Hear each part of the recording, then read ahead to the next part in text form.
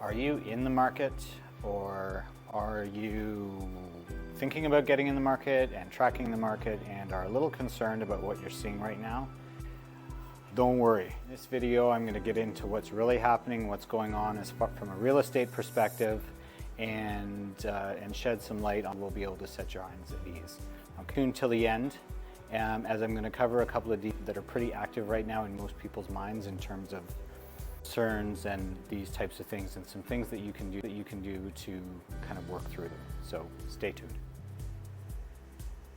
A lot of people are concerned right now to the state of the market, and rightly so, because there's a lot of things happening that are not typical. For example, just the way interest rates are going, all the worries about the economy, yet it seems to be trucking along with a lot of demand for a lot of different things.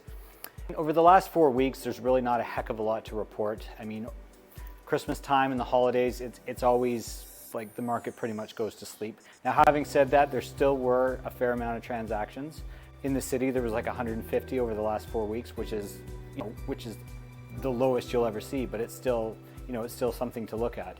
And, if you look at the changes the last little while, prices are still kind of in that, there's a stabilization happening with a very, very modest rate of decline, in the infantile percentage points. So in other words, the market has stabilized. And actually in some parts of the city, we're actually starting to see the return of multiple offers.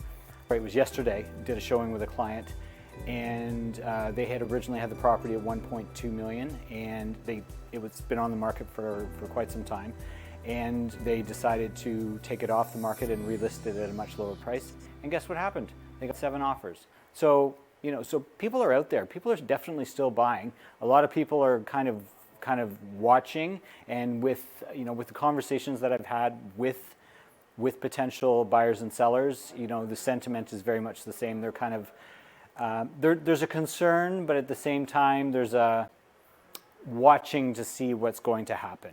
And this stability factor it may be temporary, because the other thing is with the inflation numbers, they've been pretty much steady for the last 2.5–3 months. So we haven't seen any real changes there either since October.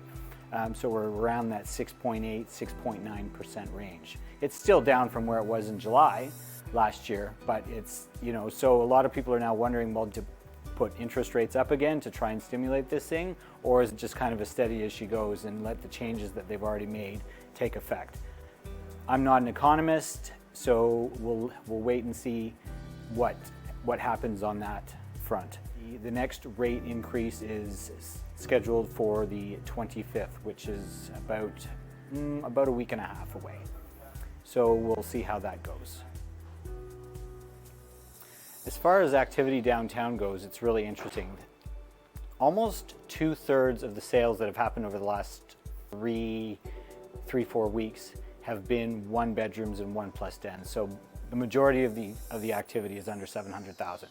And you're seeing prices are really, really within a couple of percentage points of the list price.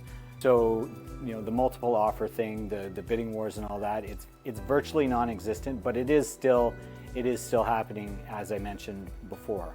So, not a lot has changed. We're still waiting to see how the inventory levels are going to be over the next couple of months. There was about 40 new listings for downtown today.